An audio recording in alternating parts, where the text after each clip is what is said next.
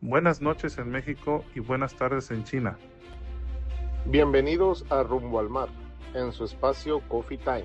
El Coffee Time es una tradición marinera, un punto de encuentro donde las jerarquías se quedan fuera y las historias salen a flote. Aquí hablamos sin filtros, sin tecnicismos y con la experiencia real de la vida en el mar. First of all, thank you all so much for being here. Thank you, Christine. This is such an honor to have you here. So let's start. I think for people who may not know you yet, could you tell us a little bit about yourself and how your journey in the maritime industry began, please? Sure. Yes. So thank you so much for having me. It's an honor to be on your podcast and on your show. Nice to meet all of you. And my name is Christine Macmilan. I'm a native Texan born, and I live in Texas now. I have spent time traveling in different places, but I'm back to my roots.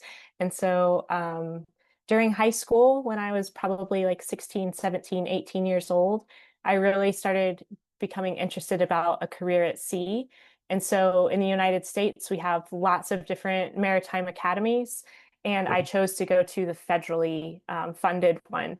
And so the academies, the Merchant Marine Academy, and it's in Kings Point, New York. And it's a 4-year degree, and you get your third mates or your third engineer's license, and fantastic experience. Hard. Coming back out, looking back on it, it was like that probably wasn't the most easy thing to do in your early 20s, but it sets you up for success. And so after I graduated from the Merchant Marine Academy in 2009, I started sailing on commercial ships, and I worked on tankers a lot, and ro-ros and car carriers. And so fell in love with the high stress of tanker life and really enjoyed the operations. And then I was working for Chevron in 2017, and I decided to start a family. And so they were really good to me, and they brought me into the office during my pregnancy and my maternity leave. Very And good. then I just stayed. I stayed in the office for a long time. And then I finally felt like, okay, there's got to be more than sitting behind a desk. And I'm the type of person that wants to put my boots on more often than not. And so I started looking at new opportunities. And so I found Women Offshore, and I asked them, do you have any projects I can help you with? What do you need? And so they said, we really need someone who can run career development and help other people figure out their way into the industry. So I started doing that part-time, and it gave me a chance to back up a little bit out of the corporate world of commercial shipping and take a little break, raise my daughter, spend more time with her. And then I recently came back to the ocean. And so I had this opportunity to come and work on a ship conversion. And so the ship I'm on is called the Chester Morrison, and it's an old Hornbeck offshore supply vessel, Okay, and they're converting it to dive support. And so it's going to be a saturation diving vessel, commercial diving. And so it's very, very cool. The work is really interesting. We've been working on the project since August of last year to convert it, and we're getting close. We're almost ready for sea trials. It's been a big Very lift. And so, but we're having a lot of fun. We have a great crew. And then, it's kind of my rebirth into the industry, so to speak, of being out here for shifts. And so the schedule is 28-28. I love it. I get to go home and spend time with my daughter and be off. And when I'm here, I'm still landside, so I get to talk to her every night and FaceTime with her. And so it's really been good. Now, that's a little bit about me and where I've been. Wow, it's an amazing Ahorita journey. Yo I solito love digo it. yo. Wow. So what would you say that will be the first thing that attracted you to the maritime world? Because you said like you just like happened all of a sudden that you felt the urge to start like working at sea, or how that Something, came maybe to you. something happened, yeah. Yeah, and so it's really interesting. I grew up on a lake that is not connected Cool. to the ocean, but I love the water and I was in love with being close to water. And so then I started thinking, how can I make this a daily thing or a way to make money? So then the natural thing was Navy. And is there opportunity for me to go into the Navy? And so I thought about that for a little bit. And then one of my neighbors was like, you should check out the Merchant Marine. And at the time, I didn't know anything about it. I didn't understand commercial shipping. I just thought you either had, if you wanted to work on a ship, you had to go into the Navy. And then they were at least brought it to light that there's more options of jobs on the water. And so then I started digging a little bit more, realized that there was schools for it. And then once I got on a ship, it's funny, as a cadet, I would walk around with this big smile on my face, and everyone was like, "What are you so happy about?" And I would tell them, like, "I'm just learning. Like, I'm just enjoying this process of being out here. It's so cool." And they would give me like probably really crappy jobs to do, and I would just be like so happy, do whatever it is, right? Like, yay. And my dad would always tell me, just soak it all in, just learn as much as you can, go out there and try to do as much and learn as much. And so that's really always been my philosophy, is just to stay curious in every job. And if someone wants to show me something, I take the time to listen to them. And so even if it's a welder that's, I'm probably never going to become a professional welder, but he wants to show me how to do something, I'm like, okay, I'll listen. And so there's a lot that started out in my early years of not wanting to be in an office, I think, is what my main driver was, is I wanted to be out in the wild, so to speak. And so what careers could do that for me? And I feel like the Merchant Marine ticks a lot of boxes for that. Correct.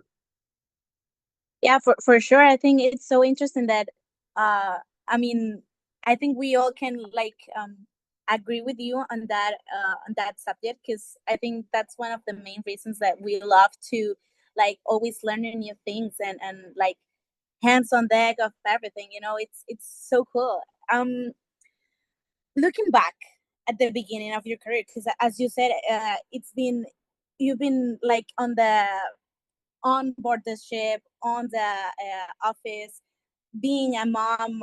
I think that's such an inspiration to a woman, because I think it's so hard to have the balance. Yeah. What was one of the biggest challenges you faced as being a woman in this industry, taking all of that history that you talk about us? Good question. Yeah, and I think that the biggest challenge when we're young is that we're underestimated, and they might see a pretty face, they might see a ponytail, they might see Wearing fire pink.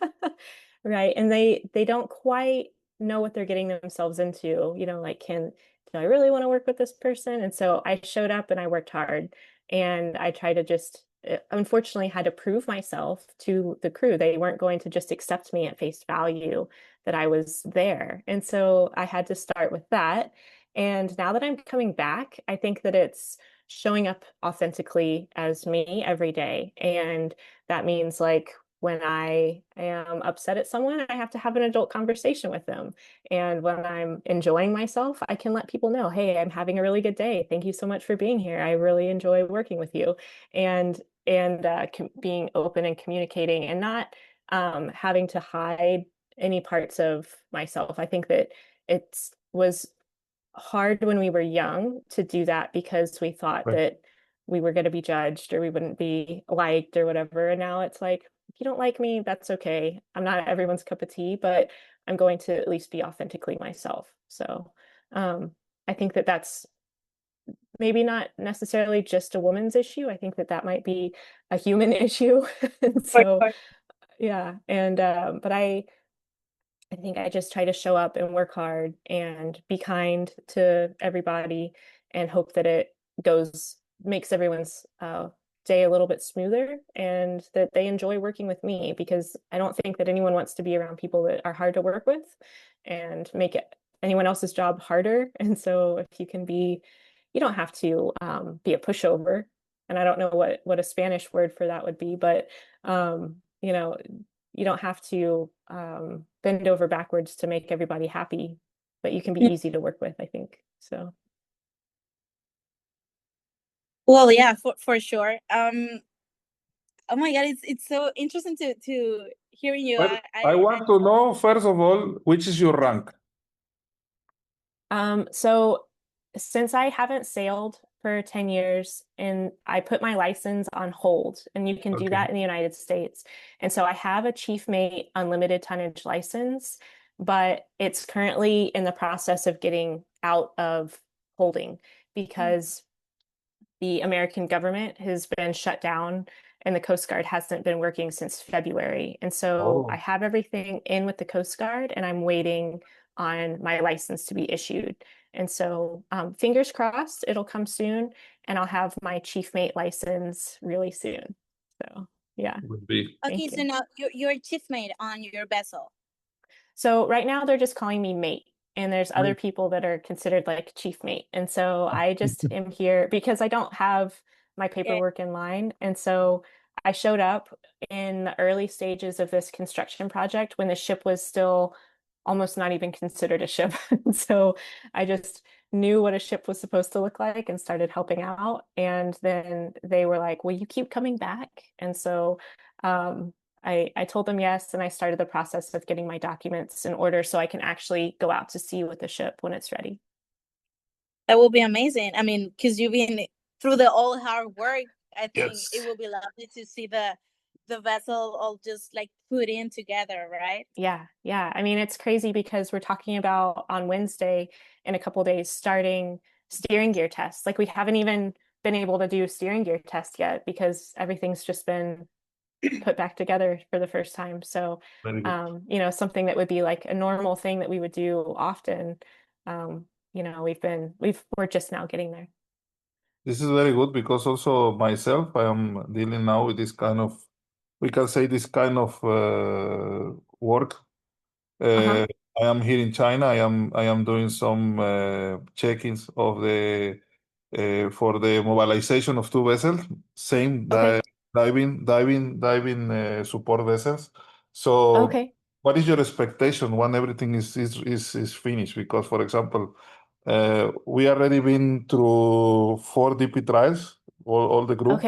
And this is, for me, this is one of the most amazing things I have ever done, to perform all these tests, FME, proving trials and everything. What is your expectation once you finish with this? Because this is a long time, it's taking a long time to prepare one vessel, to have everything ready, everything in shape, and then sudden, okay, let's go ahead, let's go to the project, and what is your expectation? Yeah, and so we actually have jobs waiting for us here in the Gulf of Mexico. We're waiting to the clients are waiting for our boat to be ready, and so the expectation is that we get it done as fast as we can. But we'll be IMCA certified. We'll have all of our DP2 trials completed.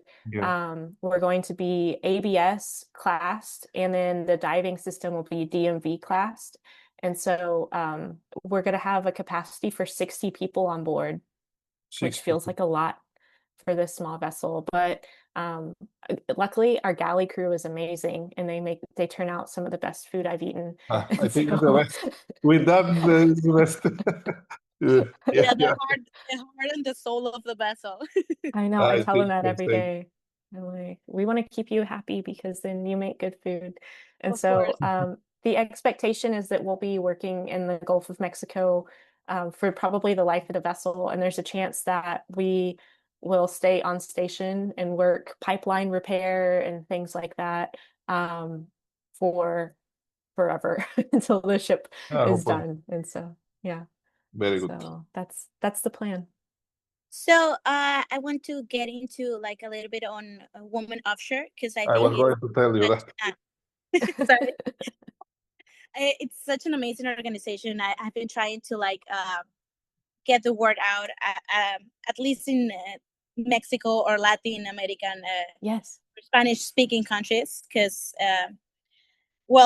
now you lead career support initiatives, right, at Women Offshore. This organization has become such an important space for women in maritime, I think. I wanted to ask you how. I'm sorry, I forget I missed the question. why is important?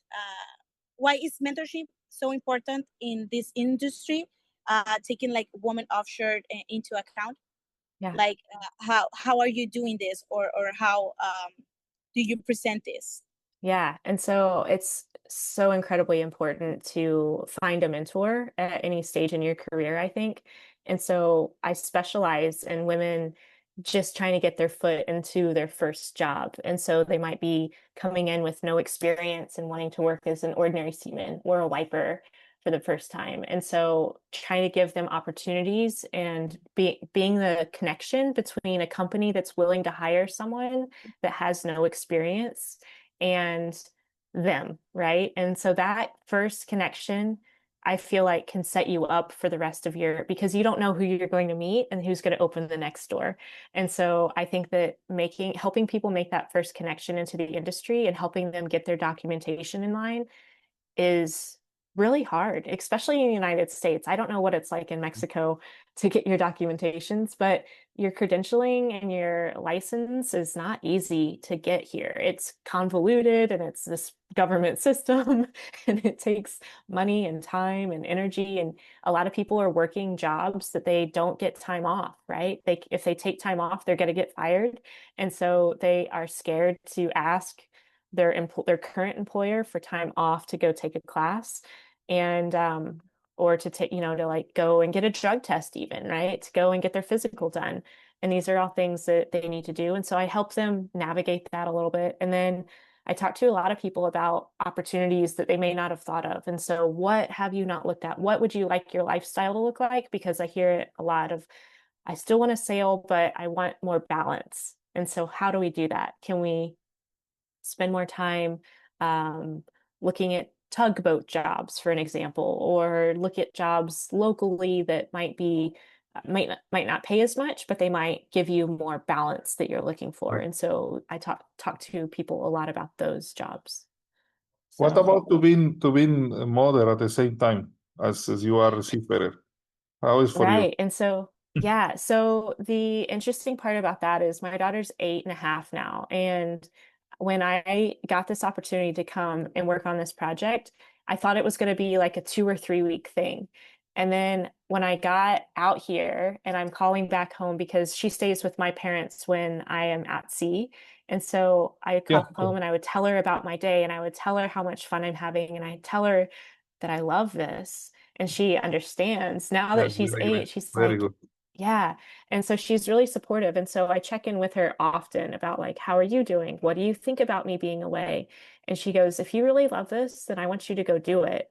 And I tell her, like, I'm really close to hitting another milestone of becoming a captain, and that opens up more opportunities for us. And I loop her into every conversation that I have of like, this is what I'm thinking about. What do you think? Where would you, do you want me home more? Do you want to see me more often? And she realizes that I have a month off and that we get to do whatever we want during that month. And so she's like, no, I'm willing to live this lifestyle with you because I see that you're happy. I see that you enjoy it. It makes me happy. And like, it's good money, right? And so she learned that. She's like, you can buy me things that I want, right? Correct. So yeah, she's figured it out. And so she's really supportive of me. And I have conversations with my parents all the time. And my dad's very, very supportive. He's like, please keep doing this. Don't give up. And it's amazing the mentors that I have since I've come back that have reached out and said, you're doing good. Don't give up. You're so close. And so that gives me a lot of hope that I have support from the males in the industry, from captains that are watching me, and they're saying, you're doing great, and I don't want you to get down. And they say, we know it's hard. We've had kids too, and I can't imagine what it's like for a mother. But I feel like there's only a couple mothers that are doing this. And I think it's really special to be showing people that it is possible. And I don't want to say it's going to be forever. I don't think that I'll be out here for sure forever. There's going to be a time where I will take a year off, or I will take a few years off to get through a critical stage in my daughter's life, right? Where she might need me there every time, but I'm saving up money where that's a possibility. So that's the good part. I think is very good. It's good that you have support from your daughter, this is the best, I think, for everybody of Yeah. us that we have kids, Very great. Yeah, and it's like so inspiring because I think at least what I've heard of other like women in the industry, they have to give up to going at sea and to be on board, to be like at home, and Yeah. it's incredible like the balance you're doing between that personal life and the amazing work you're doing. I'm so happy to hear that you're going to get your license, and I think it's incredible. Yeah, I feel like sometimes I'm stretched thin, but my heart is full. So I'm Yeah, happy. yeah, for sure. So taking the career support you're doing, the amazing job you're doing with these people and women that wants to come on board and that does not have like maybe any other experience. Yeah.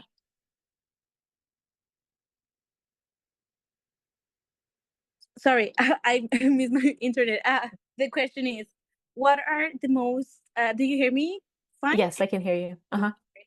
Because I have some troubles with the computer, so I'm on my phone. Oh, okay. No, I hear you. What are the most common struggles you see in cadets, young officers, or like these women that comes when they're trying to enter or grow in the industry? I think some of the biggest barriers I see is that they don't feel supported, right? And so they feel like they're isolated and they're going alone at it, and they don't have a role model, a visible person that's done it before that looks like them or sounds like them or has had their experience. And so it's easy for when you have someone that's made it, and you can say, look, she's done it. That means I can do it too. And so I think that a lot of people can't see themselves in leadership roles because there's no one there for them to see. And so they haven't found that mentor. They haven't found that person that is going to champion them. And I think that that's just what Women Offshore is attempting to do, is to make sure that we know that our network is big and that we can support a lot of people and try to raise all ships with a rising tide. So Yeah, I love it. I think it's so beautiful to hear that from you. And yeah, I think that's one of the things that I most like most inspire me about you, about the Woman Offshore task it's doing. yeah. How do you think visibility changes opportunity for women at sea? Because you talk about it. Uh, yeah, how do you think that can change? Yeah, I think being visible is important. And I think that you are doing a really good job at this because you're out there and you're putting a lot of stuff out on social media and you're being visible. And that's really important. And that's one thing that I haven't done too much of. I do a little bit with Women Offshore, but I don't post a lot myself on my own Instagram or anything because maybe I'm a little bit older or I feel like people are gonna say No, something. I'm 38, come on. oh my god, no, not at all. I think So I amazing for seeing you out there. Your history is it's so amazing, and all the or your path on your career is it's such an inspiration because talent does exist. I think visibility doesn't exist always. So right. no, don't say that. Yeah, and so I think it is important, and I do try to make sure that, and it's one great thing about the ambassador program with Women Offshore is that we're helping more people be visible because we have a pretty good social media following, and so sharing your stories and getting it out there for more people to see is what's I think going to help, because then people can see, oh, others are doing it. I'm not the first. I'm not having to be a trailblazer. You know, a lot of people don't want to be trailblazers. They just want to be like, has someone else done this? Good. Okay, I can do it. I want to give it a try. Yeah, So, yeah, for sure. yeah. I want to ask another question. I want to know everything about you. I'm sorry. What has been one of the most rewarding moments for you while working with Women Offshore? A story, a person, or a moment that reminded you, like, why what I'm doing matters. Yeah. Yeah. I think that there's been some really cool experiences where I've helped people. Um, Women Offshore has a budget, and we're able to give a little bit of money to help people get their STCW course, for an example. And for some people, that can be life-changing because it gets them their credentials and it's able to get them out onto a ship. And then they're able to see for themselves, is this something I really want to do? And if I want to stick with it. And so there's been experiences where, you know, a year has passed and someone's written back and said, I did it. I got my license. I got my credentials. I got my, you know, just their ordinary seaman, or maybe they upgraded to AB. And so it's been, you know, then I've helped them get on a ship, and then the ship was a good experience, and like, I'm going to keep doing this. And so I think that hearing those stories is really important for me, because then I know that we can continue, and like, we're making a little headway, one person at a time. And then another program that we have a lot of driving force behind is to help support cadets at the maritime schools here in the United States. And so we have their training ships. I don't know if it's the same for Mexico. Did the school have a training ship, or did you go on commercial Unfortunately, no. ships? Yeah, we have to go on commercial vessels also. I Okay. think And it's so kind of the same. yeah, and so a lot of the schools have their own training ships. So they put all the cadets on one ship and send them to a cool place, and they get to do all their things. But it's very expensive. Sometimes it's upward of like $15,000 for the summer to take a training cruise. And so because the students are literally paying for fuel, you know, paying for their teachers, paying the semester. And so it's a roadblock for a lot of students. And it can't be covered with a lot of their tuition expenses. It's usually like outside of federal funding.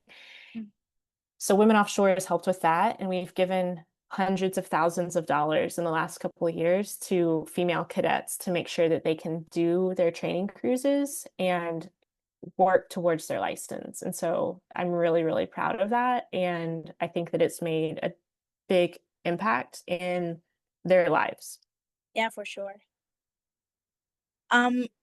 So you only do this on the US, right? You haven't like expand to other parts of the world? We're trying to. And so I would love to talk to you more about that and see what we can do. But we are trying to figure out, you know, schools or pockets of places that we can build a relationship with. And so we've successfully given one scholarship to a lady at the Ghana Regional Maritime Academy in Africa. And so that went well. And hopefully we can continue to grow that. And so as we get more funding built up, then we hope to keep expanding internationally to more and more schools. And so Mexico being our sister border nation, we want to come to you, and we want to figure out how we can support more of your cadets. And so I'd love to hear more from that. It might be a whole nother coffee time conversation that we have to have. Yeah, for sure. I think that's one of we start this project with that same vision that you in Women Offshore have. So obviously I knew Women Offshore first, but now that I am on this project, I think we have so much in common, and we want to make like the same things. We want to support cadets. We want to support the people that really needs and that really wants to be here, because I think it's an amazing career, and not everyone has the opportunity, the money to do it. And I think it's so inspiring and so amazing. How, for example, if one woman, one cadet wants to like become part of this project or want to like contact Women Offshore, what would you think it would be like the best way to do it, or how can they do it? Yeah, probably to email me is like the best way. And so it's just my name, Christine at womenoffshore.com or Yeah, .org. we'll put all of your information because Yeah. No, we will put in the video for sure. Yeah. If You allow us to, for sure. Absolutely. And so people can reach out to me anytime and email me and just ask questions, and we can see what we can do. We're always happy to explore options of supporting more people. And we just have to see if it makes sense, if it's viable, if we can do it, and if there's other connections that we can help make. And so we're always looking for new corporate sponsors to come in. And so if there's any Mexican companies that you know of that would be willing to partner with Women Offshore, and we can help, do the vetting process and then make a decision of like, hey, we found the group of cadets that needs some support, and then they're able to provide funding, or just make that connection straight from the company to the cadets themselves. And so we're happy to help with those things, where sometimes all it takes is a conversation, and then it opens up, hey, this is a problem and you have the solution. Do you want to fix it? Correct, And yes. so, yeah. That's great. So